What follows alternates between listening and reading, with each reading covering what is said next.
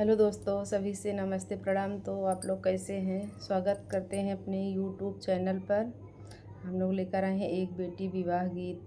कैसे लगेगा कमेंट में ज़रूर बताना।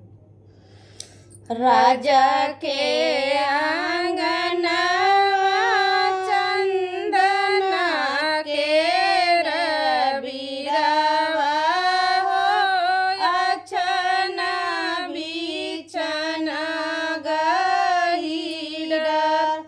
राजा के आंगनवा चंदना के रबीरवा हो, अछना बिछना गहीर।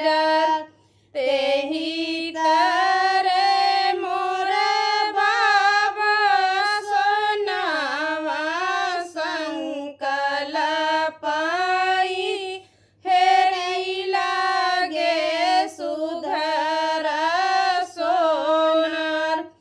तेहि तरे मोरे बाबा सोनावा संकल्प हेरई लागे सुघर सोनार। गढ़ सोनराया छनार रे, गढ़ सोनरा कंगना रे, गढ़ सोनरा सोलहउ सिंगार।